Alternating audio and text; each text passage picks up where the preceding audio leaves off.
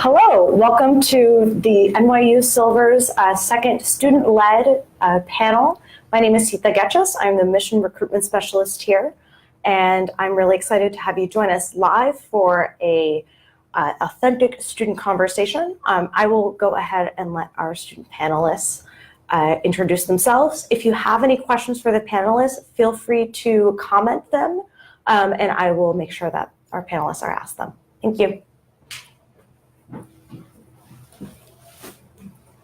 I'm Allison Jurjens. I'm doing a 2-year program. I'm also an international student. My name is Shauna Frederick, and I am in the Advanced Standings program. My name is Bobbie-Angel Wong. I am a 16-month Accelerator student at the Rockland campus. So working at NYU, and particularly in admissions, I get to hear so many stories about people's journey to NYU. So what was your journey like, and why NYU? So I'll start. I realized that I wanted to come to social work school when I was in pharmacy school, and I had done some research in my first semester of pharmacy school, Googled and found NYU. I spoke to some mentors, and then I found out about NYU Rockland, and I applied, and I did as much researching and interviewing with people that I could get connected with, and I realized it was for me, and I got accepted. I started my journey last year during this time, and I'll be graduating in May of this year. And can you tell us just a little bit more about the Rockland campus and what that program's like? Sure. So they do have the 16-month program as well as the regular 2-year, and they have some extended advanced standing. They have many different programs there as well. For more information, I would contact the director about that. However, there's less variety, I would say, in terms of your electives. However, you do, because it's a very intimate campus, you can ask for what you want. We really try to tailor to what the students need. Awesome. And you can also take classes in the city as well. As well as in Westchester. Yes, so you have access to all 3 of our New York State campuses, the 2 satellites and the main campus at Washington Square.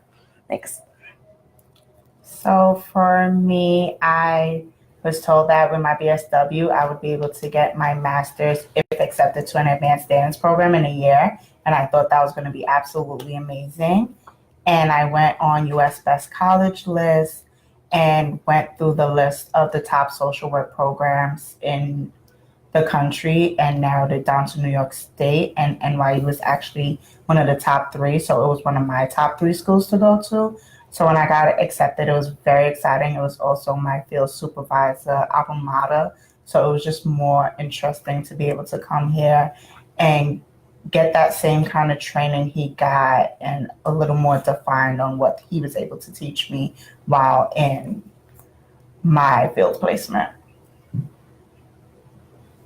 My journey, I was in sales originally and marketing, and I'd done the MA in general psychology, and that did not give me the clinical experience that I needed. And everyone had told me originally do the MSW, and I just took the long route. But NYU is fantastic. I live very close by, and it's a wonderful campus. So all of you are in different programs and on different campuses. So why did you pick that program, and how has your experience been? So I picked the advanced standings program because I already had my BSW. So I already was able to do my fundamental year. So it was more about my specialty year. And it was nice at NYU because a lot of other schools told me I had to do 3 semesters, while at NYU I only had to do 2. The only extra work we're required to do is 1 extra hour in field for the first semester, just so that you can get integrated and be able to discuss a little more about what's going on in your field placement and have that extra advisory moment. So I picked specifically the Rock campus because it is convenient for me. I'm actually walking distance from my campus.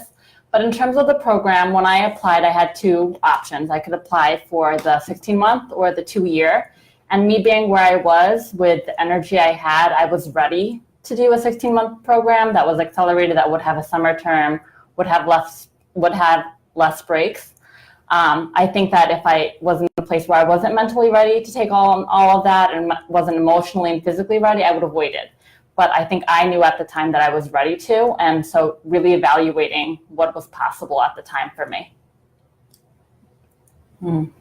The course I chose was with the international. So I have an F1 visa, a student visa, and the international is 2 years. So we have a question from the audience asking about what kinds of work study opportunities are available. Does anyone work while you're in social work school? So I'm currently working. I work as a career counselor / work-based learning assistant at a New York City Department of Education school. Because of my schooling, they're really flexible, and because I'm not in a classroom, I'm able to go in for 2 days a week since I'm in field the other 3 days, and I'm also able to do a couple of things from home, like send emails so that I still get my work done, but I'm still able to be in school at the same time. And you can learn more about work study opportunities on our website. Has anyone participated in one of our study abroad or domestic study away programs? So I am currently in placement to do a study abroad program. I'm going to Washington, D.C. next month for the advanced social policy class. So rather than taking the class throughout the semester, we meet 3 times prior to leaving to DC for the week. So I have not, but I can speak on why I haven't. Through the 16-month Accelerator program, there's less flexibility in your opportunities in terms of studying abroad, because during the summer, where they do have several global learning opportunities, we have already started our summer term. I don't know if there is an option to kind of make up that time. I really don't know there, but that was kind of difficult if I wanted to apply, I don't think it would work. There is an opportunity in the January term before your last semester, before graduation, where you can apply, and that can count as credit, but I was not financially able to do that at the time. So can you tell us just a bit about what your current placements are? Yeah, I love NYU for that particular reason. And the placement I'm in is Upper Manhattan Mental Health Center, where there are around 30 social workers, 6 psychiatrists, and there's a lot of different departments within the agency. It's, mild to severe mental health issues, and there's a lot of clinical experience with the intakes. We have a caseload of clients, patients, and it's been so fascinating, and it's exactly where I needed to be. It's fantastic. So I am at Canberra Family for Kids, which we are preventative services.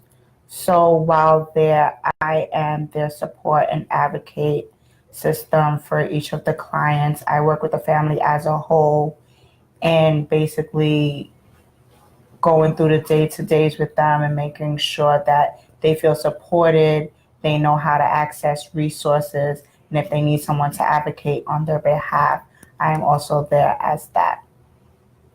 I'm currently at BCS in Rockland County, and it's a nonprofit agency that provides both general counseling as well as mental health counseling for adolescents, 12 and above, and adults. We have, again, a variety of different programs that they have. The program I'm specifically in is called the Families in Need of Support program that provides counseling to students in the school for free. So. Awesome. So for those of you who are in your second placement, can you just tell me a bit about what ways do you think you've grown since, in your second year placement? So I am in my second year, and I definitely have grown in my confidence and working with clients. I think that my first placement, it was my first time ever, and I didn't really know if I was doing the right thing or what to do, where to ask, who to ask. And I think even with confidence and working with clients, I also feel more comfortable being able to ask if I don't know. So even though this is my first year at NYU, this is my second year at placement. In my first placement, I was kind of nervous. I wasn't sure if I was doing the right thing. And while I still kind of feel the same way in my second year of placement, it's because I'm defining and enhancing my skills more rather than just completely not knowing. Now I have the resources from my first year that I'm able to use in my second year, and I'm just defining what I'm doing.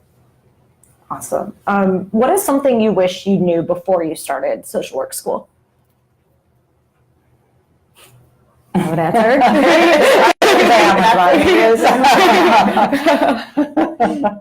So, yeah, tuition is expensive. Fair, That's all up front, really. Yeah, personally, I feel like the information is out there. It's just a matter of doing your research. This is a difficult question. Right. I think that in terms of getting that information, I think that it's okay not to know. Mm-hmm.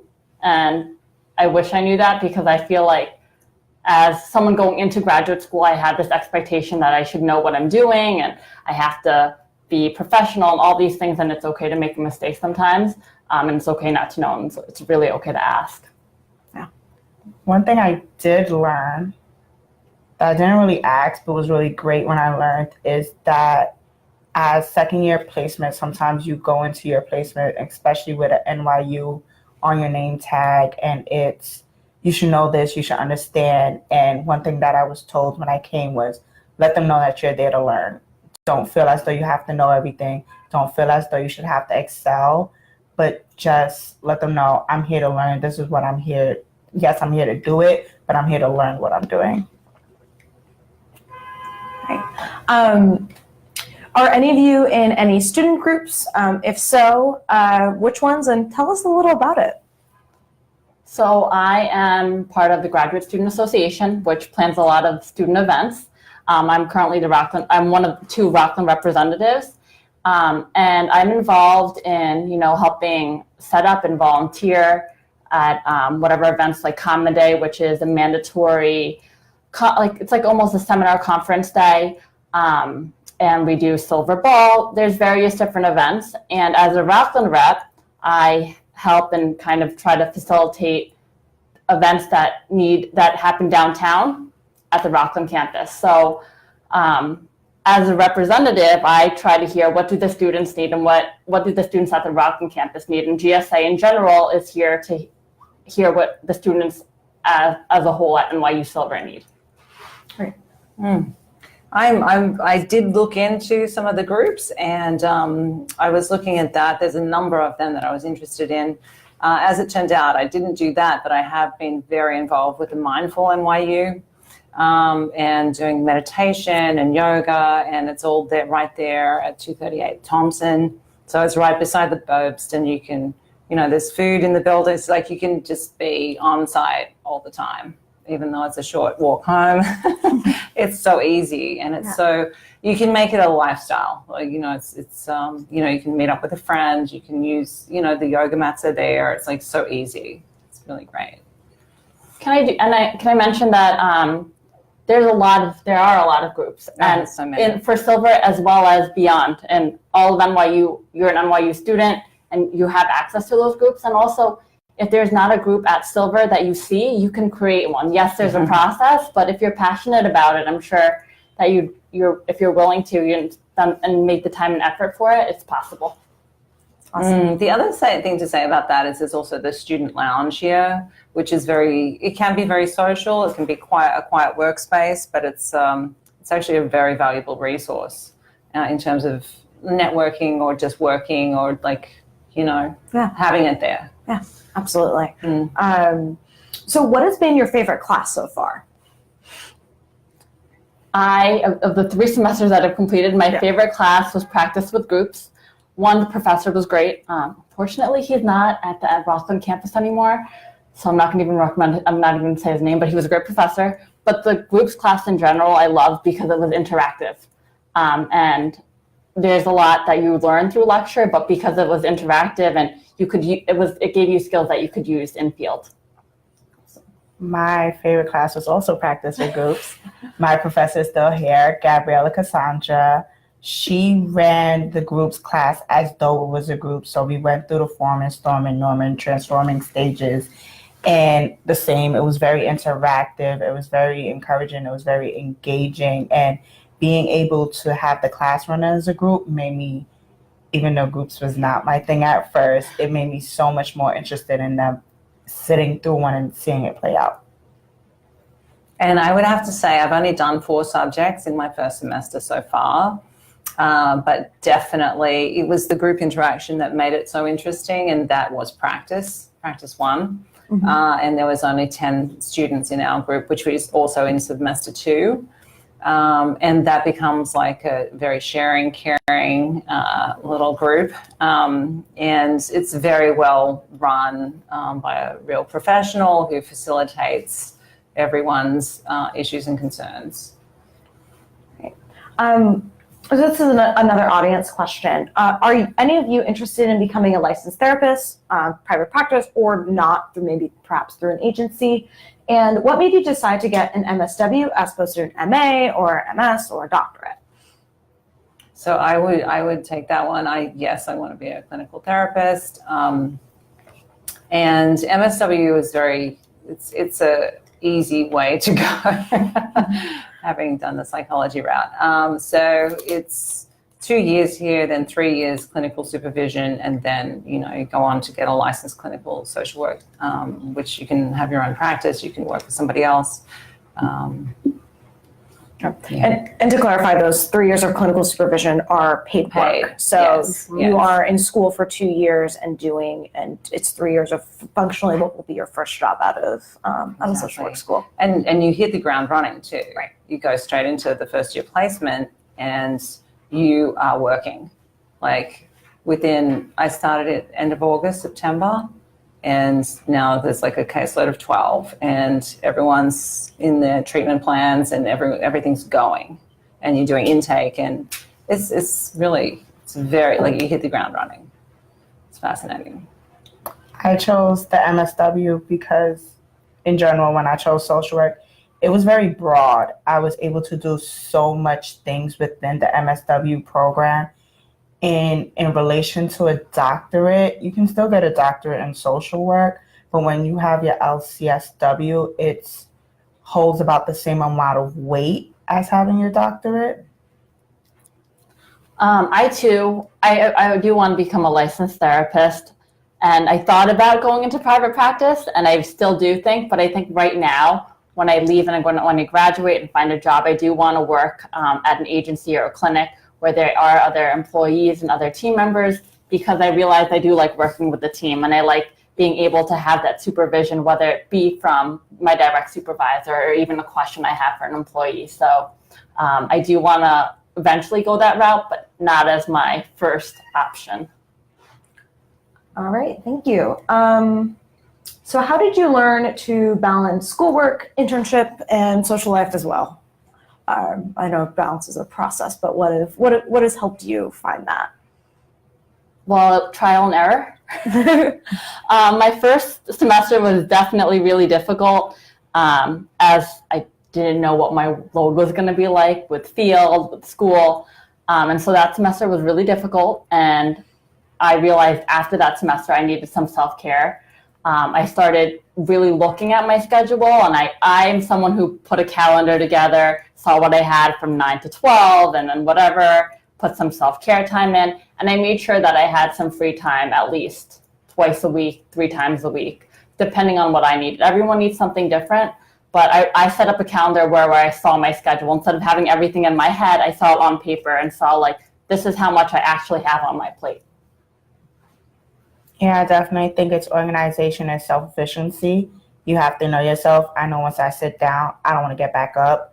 So it's more a matter of I need to keep myself busy. And so I know I'm here from this time to this time. I'm here from this time to this time. And when I sit, I don't have to get up again. So I'm going straight from school to work and straight from work to internship, so that at the end of the day, my night is mine and I don't have to think about getting up to go and do something else. Yeah, the first semester is the hardest, I found. And this semester, I promised myself that I'm not going to work as hard, and I'm going to take the midterm and the final assignments and start them in week 2. So getting ahead of the game, because otherwise it's just too busy. And I found that last semester I had no social life, which almost killed me.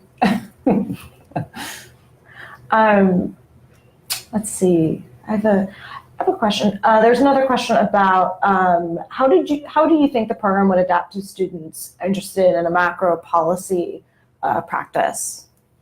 Are any of you involved in policy or doing that kind of work? I had a colleague of mine in my practicum class that was more focused on macro. She was able to get a placement in macro, and our instructor was really flexible in the sense that she was able to reorganize the midterm for her. And as far as policy, I'm going to the DC policy class, and we get to go to Washington, DC. We're getting to create a brief to present. And while we're there, there's also social work day and student day on Capitol Hill. So we're able to get a little more policy out of that. I completely agree that I feel like it is more micro in terms of what we're learning. There's more clinical, but from practice, when I remember learning, there's micro, meso, and macro. And when you let your professors know, and you let whoever you're working with and who's teaching you know what your interests are, and if it's macro, they should, and you should ask for what you need. So if you would like more macro-based information, whether it be presented in class or outside of class, you should be given it, or you should have access to it. Okay. Let's see. We have a question about do you have any experience or know anyone with experience in AmeriCorps, Peace Corps, Teach for America, and how did they implement that in their NYU experience in education? I do know someone. Mm-hmm. I don't know really how much they use it or how much they talk about it in class. Mm-hmm. However, I think she uses it a lot in her field and her experience there, and how she works with her clients and what information she knows, and how it's definitely beneficial to her. And I don't, from my understanding or from my perspective, she doesn't talk about it as much in class, but there are people, and I believe there's a lot at all campuses. And if you reach out to your director or your advisor to kind of be connected to those people, the connections can be made. Yeah. So if anyone in the audience is interested in speaking with a Peace Corps or AmeriCorps vet, I know several students who are in the Champions program. They're not speaking tonight, but I've spoken about how those programs, they were doing social work there. So when they got in the field, they felt really prepared for that. You also, AmeriCorps, Peace Corps, and Teach for America alum also get fee waivers if you apply. But please email silver.champions@nyu.edu, and I can connect you with someone. All right. Our next question. Let's see. What is the reason you chose NYU compared to other schools? My main reason was I did not want to go to school for 3 semesters. In my undergrad, originally the program, after I came in with my associates, was 2.5 years. And they told me I wasn't going to do it in 2 years. And I did it in 2 years. I was taking 21 credits a semester. And I needed that summer break before I started my master's program. So seeing other schools that wanted you to start in the summer, I personally had a friend that graduation date was his first day of class. It was a lot, and I needed that breather, and NYU gave me that breather. It's a great brand. I think in New York City especially, it's premium. So, and it's close to home. So. For me, NYU was the only social work school I applied to. But before I even applied, or when I was in the application process, before I submitted my application, I was able to connect with the director at the Rockland campus and ask questions. And I felt that my questions were asked and what I needed to be clarified was clarified. I felt supported even before I began the program and got accepted. So I think the connection and the relationship with the staff professionally was made me feel like it was going to be a good home for me. All right. Let's see. What is one piece of advice you have for prospective students? I think that this is it's easier said than done, but make time for self-care, because burnout is real and you'll hear it, and people will emphasize self-care, self-care, self-care, self-care, self-care, and then it's not until you really experience, like, I feel physically, emotionally, and mentally drained, that you're like, I should put in self-care. So, and self-care looks different for everyone. I love doing yoga, so I do yoga at home. It might be going to the gym, it might be talking to a friend, it might be journaling. So, like, whatever you need, make sure you put in that time. And if it's not done from the start, once you recognize it, reassess what you need. Changes. I would agree. I don't know anyone. I think that physical exercise is really important for everybody. I mean, I don't know whether there's people that don't benefit from physical exercise, but seriously, I think that's one of the, moving the blood, getting the endorphins. It's a natural mood stabilizer, mood elevator, and the endorphins really, carry it. So I don't think that you can do this kind of work without being physically able to move energy. You are the best judge of yourself. You know yourself. Do your research. Be aware. And then you'll know what program works for you. You'll know if you need to take more time. You'll know how to take self-care. Me, sometimes it's just drinking water and closing the door and having that moment. So Sitting down and not getting up. I roll around in my office chair all the time. So it's more about just knowing yourself and knowing what you can handle. And yeah, sometimes you would want to push yourself to do a little better, but you have to know your limits and not being extraneous, because that's the start of burnout. And then you just start going through the motions and you're like, yeah, I'm still doing it, but it's not just about just doing it. Actually, you remind me of saying something there. It's last semester, when I started this semester, I promised myself I'm going to do less. And it depends what personality type you are, but like, I'm like, I know I have to do less and I have to have more social time. Thank you. Let's see.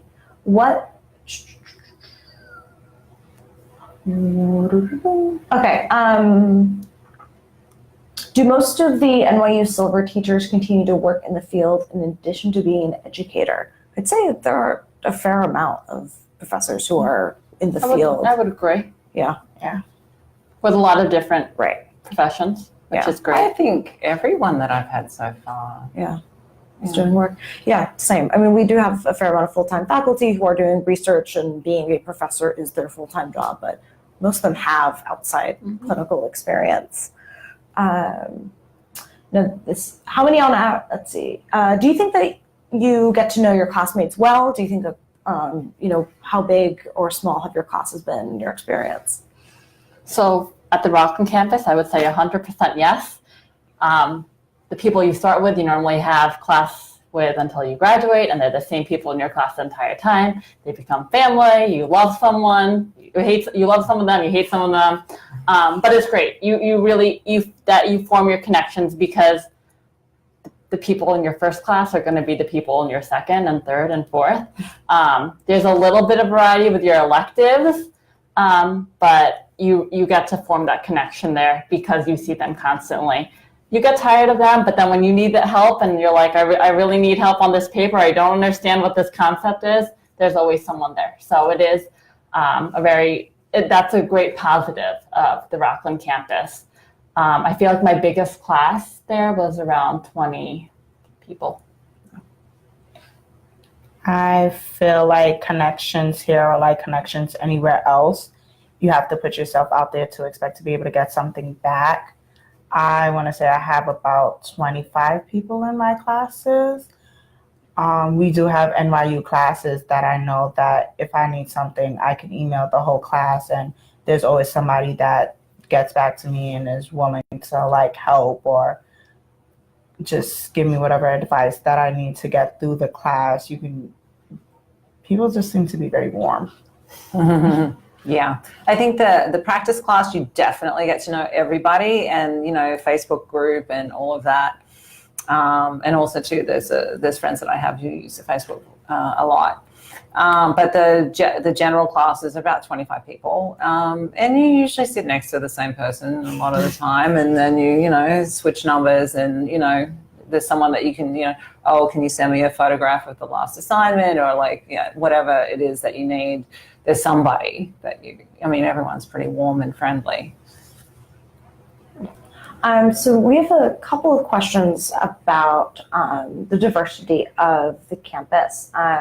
Someone asked, do you feel that your group of student peers is diverse? And the student wants to have access to other stories and perspectives, understanding that having a diverse understanding of diverse experiences is really key to social work. You feel that you get that? I feel like I do. And so actually, as one of the student leaders on the campus, we are trying to conduct a survey this semester and ask the students on various things. So whether it be academic advising, field placements, curriculum, state campus safety and security, and then also there's a piece on diversity and inclusiveness. So we want to ask the students, what do you guys feel that the campus is inclusive and diverse?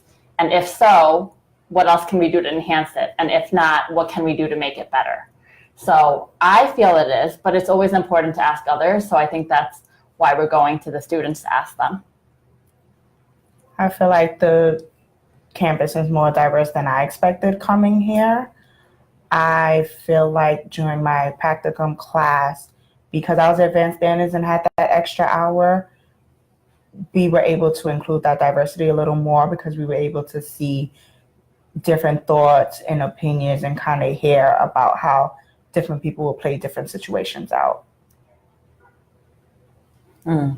I feel like it's very diverse. I don't know how many students, maybe 1,200 or so, but it's a mixed bag from any which way you want to dissect it. Definitely. What is a day? We're getting a couple questions about this. What does a day in the life look like for an MSW student, and what does that look like? What is maybe your typical week look like? So as a 16-month accelerated student, I can tell you what a week would look like. Yeah. So starting at least for my first 2 semesters, my Thursday would look like a 9 to 7 all day in class. And then my weekends were off doing what I needed to do for my social life, personal life, whatever. And then Monday through Wednesday was field. And I did 21 hours in field. And that extra time on the weekdays were occupied with schoolwork. But my weekends were definitely there for me, and I had an extra day to myself. But class was a full day from 9 to 7. I go to field 3 days a week. I work 2 days a week. My first semester, I went to classes 3 nights. This semester, I'm only going to classes 2 nights out of the week. Saturdays are my study days. Those are the days I sit. It's me and my laptop, and we're working. Sundays are my days. That is my rest day. If there's anything I don't finish on the Saturday, I'm able to, when I get off of work or get off of my internship during the week, I can do it those nights that I'm not in class, but I make sure that I have that Sunday to myself and just make sure to organize and plan ahead of time, because the syllabus basically tells you when every single assignment is, so you know what to prepare for and how to prepare yourself. Yeah, so Monday, Wednesday, Friday is the internship days for me, and that's 9 to 5, and there's an hour commute. And yeah, this semester I'm doing Wednesday night and 9 till 5 Thursdays. So Tuesday is my study day, and writing assignments and so forth on the weekends and mixing it up. Very cool.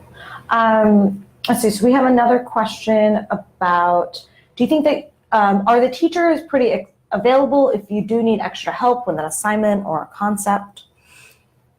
By email? Mm-hmm. Yes, 100%. And if you want to schedule an appointment with them for the following week and you're like, can I meet you before or after class? For the most part, yes, they are.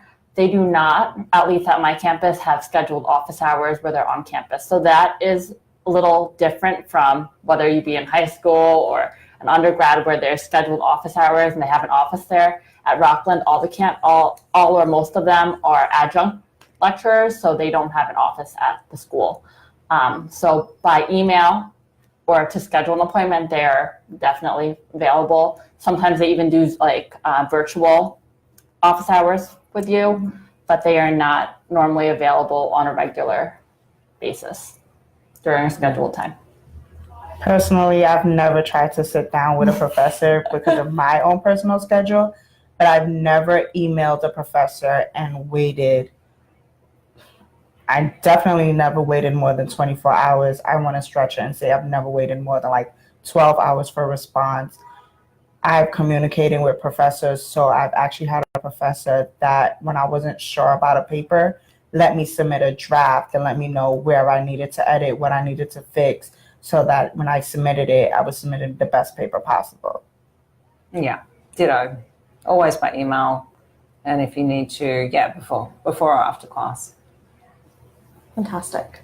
Let's see. So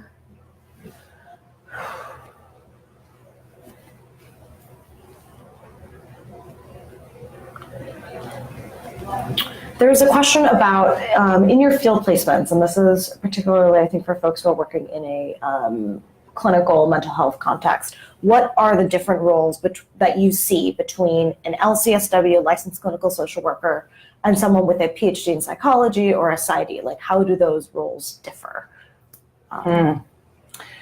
Well, I mean, a PhD is a PhD and you're a doctor. So that's that. But MSW, it can be the same similar work. I was at a hospital with the psychology degree, an MA in psychology. And, we weren't allowed to do nearly as much as what we're allowed to do at where I'm at now. So that was interesting for me. But basically, it can be similar work. I guess it depends which environment you're in. So certainly for private practice, it doesn't really matter. You're doing the same kind of thing as a psychologist would. I don't know whether there is any big difference, actually, especially not for therapy. And whatever therapies that you want to practice, you can practice. Yeah. I don't have an answer to the question. All right. That sounds good. I appreciate that. Another question. Yeah, so what is a day in the life? I guess we have a lot of questions about field. So, like, what is a day in the life in field? Like, what are you actually doing within your placements at agencies? I can tell you the difference between my first field placements day and my field placement day now. My first field placement day was more so like I had a little group room where I was with other interns. Whenever we had like an assignment to do, we would work on it. We had some more free time. Then we would have a group where we worked with children, and then afterwards we'd have some free time. It was a lot more learning and doing research on the population we were working with. The population I was working with at the time was kids on the spectrum, autism spectrum, and kind of bringing awareness to that in the community. So there was a lot more leniency in what I wanted to do with my time and when I needed to get it done. A day in my field placement now is I start at 8:30, see my first student at 8:42, and see students back to back until 12. I have a lunch break between 12 and 1, and then I see students back to back until 3.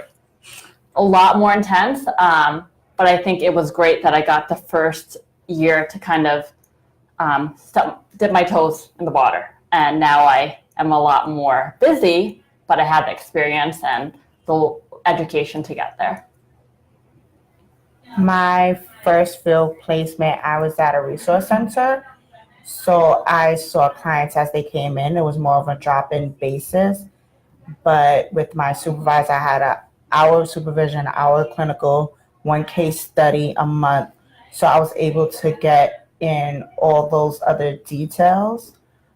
At my field placement now, I go in, I check my email, I work with clients where I have to meet with them 3 times a month and physically put my eyes on their children at least once a month. And that works in a sense that I give them 3 times that I'm available, and then they tell me which time best works with them. So I kind of set up my schedule how I need to set it up or when I'm available and what works best for me. Because in my field placement, I actually go into the field. I try to make it that all my field days are kind of on the same day. So I'm just out. And then when I'm in the office, I'm working on my notes so that I can enter them into the system. We have a follow-up question for Bobbie. Yes. When you say you, quote, see students, what does that mean? Are you being supervised? How are the students being referred to you in a school setting? Like, Sure. what does a school social worker do, basically? Yeah, so it's run through the program called FINS, which is Family Needs and Support. So I'm known as, they see me as a FINS counselor, and they call me Miss Bobbie. And when I say see students, I'm literally counseling. But because the children I work with are between the ages of 8 and 11, it's a lot harder to communicate with them by just talking. So we do a lot of different games. I'll play like Jenga with different questions on them. I'll play Uno. We'll play a board game that has talking, feeling, and doing questions. So I really have to be creative with them. I'll use a lot of play therapy skills there. And through that, I kind of learn about their home and what's happening in school and what's going on in their life. And things will come up where there's physical abuse at home, or there's domestic violence, and they see it. I just had to make a CPS call yesterday. So it does get to the point where I have to go beyond just talking with the child and being there for support, but they see it as support, and it's counseling with them. It really is, yeah. And in those sessions, are you supervised, or like what does the supervision look like? Yeah, so it's just me and the student. However, my supervisor from the office is always available by phone, and I have several contact people at the school whenever there is an emergency. Awesome. And Allison, can you follow up on just what's a day in the life of your field? A day in the life. So it's supposed to be 9 to 5. Sometimes I do extra hours. Sometimes it gets very, very busy. At the beginning, it's less busy. So you're getting trained into the system and the computer, treatment plans, progress notes, contact notes, and all the different system that there is. You're also getting trained in intake and doing diagnosis. And you're basing it on the DSM-5, and you're looking for symptoms. You go through the biopsychosocial, computer intake program. So yeah, it's very, very busy. It always has been. Ever from day one, you hit the ground running. It's really fascinating stuff. So basically, you start off, you open up the computer, find out what's on the email. But once you get into it, once you have a caseload, then I usually see 3 or 4 clients a day, and I can do 2 intakes a week. I have supervision for an hour on a Wednesday afternoon. But it's a 45-minute session with an adult. It's always over 18. And we talk together about, I do an assessment originally when I meet with them, and we go into a treatment plan, and they sign a contract for 3 months. And they have a weekly session. So, there's like usually 4 patients in a day, and an intake and supervision on a Wednesday afternoon. It's pretty intense. It can be quite intense, yeah. If you're dealing with psychosis or like things like that, and different clients have different needs. Definitely. How much case noting are you doing, and what kind of support is provided for these? In other words, what do your process recordings look like?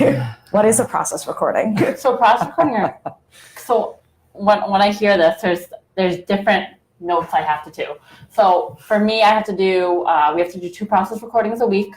And they may be, if you're working with a group, it might be different because there's a lot more people, and it can be any interaction in the group.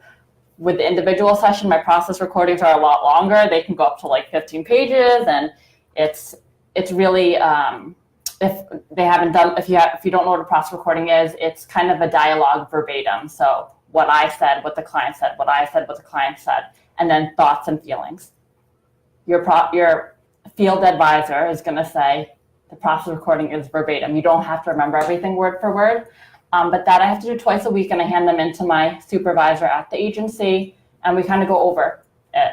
But aside from that, I also have to do notes whenever I'm in contact with the student. So if the student is there for a session, I kind of have to write briefly who I saw, if they attended, if they didn't attend, what the cancellation reason was for, and then just a brief note of what we did and what we talked about.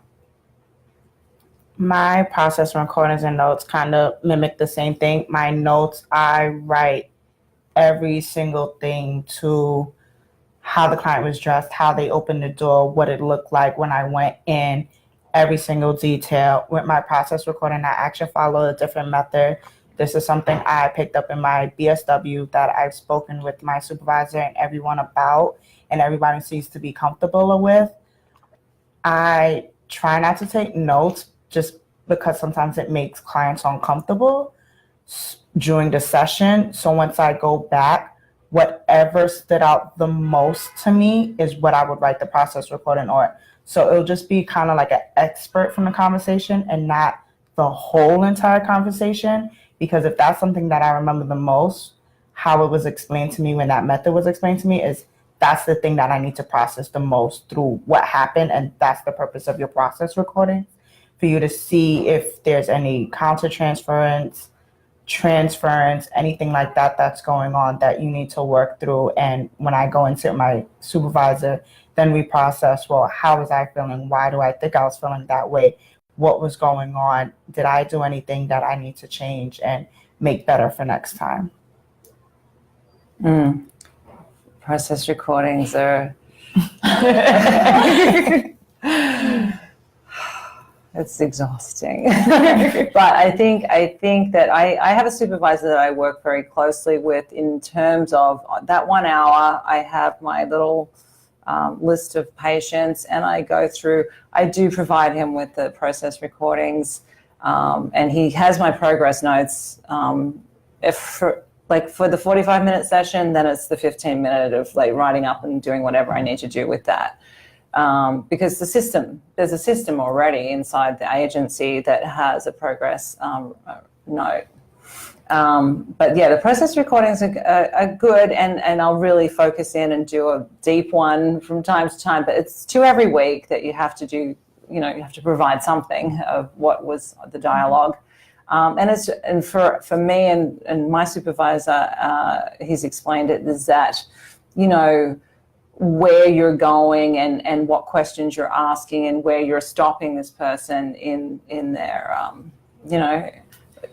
anyway, it's how you're dealing with the therapy and what kind of therapy that you're using and how you're going about the whole relationship, the therapeutic relationship. All right, thanks. So we have almost 10 minutes left. So I have the last 2 audience questions and then the last question I've prepped. So let's see, one student asks, do you feel that your experience and classes are preparing you for the emotional aspects of working in the field of counseling/social work, especially when dealing with clinical things like psychosis? Do you feel like you're prepared to kind of take that on? I think anyone stepping into this does need to have a certain sense of balance and stability. And getting the physical exercise. Doing all the things that you are going to be telling your clients to be doing. If you have to be some sort of a role model for your clients. So balance, stability, physical health, getting the nutrition that you need, drinking the water that you need to drink, like breathing the fresh air and meditating, all of those things are going to be very helpful. I feel like my supervision at field actually helps me the best with that process, because that's really what supervision is supposed to be about. And my supervisor tells me beforehand when she's introducing a new case, this is what's going on. If something makes you feel uncomfortable, if you don't like something, you need to let me know immediately. You need to call me. You need to tell me what's going on. And that's where I'm able to process those things and just be able to this made me uncomfortable. And this is why I feel like I'm uncomfortable, and just kind of go through the motions I got a little bit of that in my field class because of that extra hour I had as advanced standings in the first semester, but I don't have that same extra hour in my field class this second semester. I agree completely. I think that I get the emotional support more so from the agency that where my field placement is. I think my first semester and my first practice class, where my field advisor was also my practice professor and we could talk about field, yes, I got that. I think as I continue on into my last semester where practice 4, I'm learning more about theories and applying and termination. I don't get that as much. It was more so my first semester and through field. Awesome. Let's see, do you think the courses are intellectually rigorous? Do you feel intellectually stimulated by professors and fellow students? I feel stimulated. I don't feel like it's rigorous, but I also know myself, and I know that if that's not a topic I'm going to be interested in, that's not something I'm going to be able to get through the semester. There's also a Facebook group once you're in the school that you're able to, I simply search a professor's name and I'm able to see other students' thoughts and feelings and emotions and what the course kind of looked like from their perspective, that I'm able to know if that's something I would be able to handle. I feel like it's very grassroots. Social work is very grassroots. So it's everything that you can understand, and you can go deep. You can go into all cognitive restructuring and like get into all the nitty gritty of it all, neuroscience, attachment theory. I mean, I come to this with that, but you can get into it more. But social work is really grassroots. Like you just enter in, and it's like everything is very functional. Right. So asking the particularly a big question for our 2 panelists who are graduating this spring, what do you plan on doing after graduation? I can tell you right after graduation. Graduation for silver is May 21st. Mm-hmm. The day after, I'm going on vacation for 7 days. That's part of my self-care. That's like taking care of myself. Mm-hmm. And so I scheduled that, and hopefully prior, I'm going to be taking my licensing exam and hopefully getting a job. So then afterwards I can start. But part of that is scheduling and figuring out when I need more time for myself and when I can actually start working. Yeah. And specifically, what field are you are you all kind of looking to be into? What kind of field of practice within social work? I specifically want to work at an eating disorder clinic from personal experience and just the interest in it. And so I'm going to be looking there. But from my experience and from my education, I'm actually really interested in a lot of different populations now, and I'm open to them. That, again, is like one of my highest and my dream job is to work in an eating disorder clinic, but I'm very open to other positions as well. So I'll also be at graduation on 21st, but I'm going to NYU's graduation on the 22nd. We get 2 ceremonies. Have a big family, so now they get to go to all. And I'm staying with child welfare. I used my field to help me decide if I can do like field work and case work and case planner and stuff like that. And so after graduation, I want to do something more management. I don't graduate until like 3 more semesters, so. It'll go by fast. It will. Do you have a general sense of kind of what field of practice you want to be in? Yeah. Clinical? Yeah. Very cool. And do you think that NYU is preparing you to pursue those post-grad plans? Yes, 100%. One, the education is there. And in terms of specific fields and specific populations, there's a variety of electives, whether it be at this campus, the Rockland campus, or the Westchester campus. You have the ability to get that. But also, in terms of making those connections you need, there's a lot of different honor societies or the New York State Clinical Society of Social Workers. There's a lot of different ways you can make connections, even through professors, through other students, through alumni. And I think the connections are what's really helpful. I'm actually part of the Phi Alpha Honor Society that's here and the New York State Society for Clinical Social Workers that's here. And I can say that as far as Phi Alpha, they definitely do like a professional development and a volunteer that you're able to make your connections. The New York State Society for Clinical Social Workers, they have so much events and so much things going on to kind of help you and get your foot through the door. And they're so willing and so open to helping. There's also, is it pronounced WASOM? For career development. Watson. Yeah. For career development, I believe there's also like a career day next month that's open to all graduating MSW programs. Mm-hmm. It's actually at Columbia University, but NYU has like a whole email like, make sure you go. This is where you can make those connections and interview and see what kind of jobs are out there and available to you, because it is a job fair. Mm-hmm. At Wasserman, they put you on to, Indeed, and you get onto all the sites and see how much you don't make. So bad, but no, you have someone to help you with your resume if you need that. They have all kinds of discussions and groups and what have you. And look, it's a process, and you get there. NYU also has a job site. Yeah, we do. Yeah, and your academic advisor helps you with working out the exams that you need to take and how much things are, where things are, so forth. All right. We're just about to wrap. Is there any final big piece of advice you would give to a student? That's our final question before we wrap up.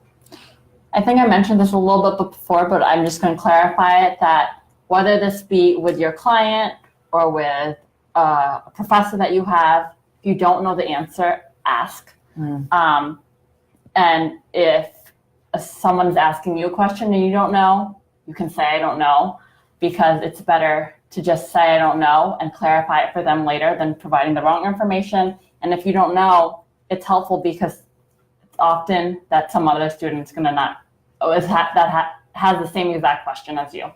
So feel comfortable or get comfortable asking questions. Know yourself, and that definitely includes with being comfortable. Know yourself, know your limits, know how not to strain yourself, because we do talk about a lot of self-care, but self-care looks different for everybody, and you have to be able to know yourself to know what you can and can't do and what you need to feel good. I say take the advantage of orientation and read all the newsletters with all the things that there are. There's so many groups, so many things to do, and enjoy it. You've got to enjoy what you're doing. Enjoy the journey. It's very satisfying. I got to say this. I laughed so hard when we were going around in the group of 25 and everyone has to introduce themselves. Well, people cry during that time. Like, heads up. They say that social work has a heart. Mm-hmm. So it's very authentic. It's very grassroots, and that's refreshing for New York City. All right. Well, thank you all so much for joining us tonight and answering our questions. I really appreciate it. Thank you. Yeah.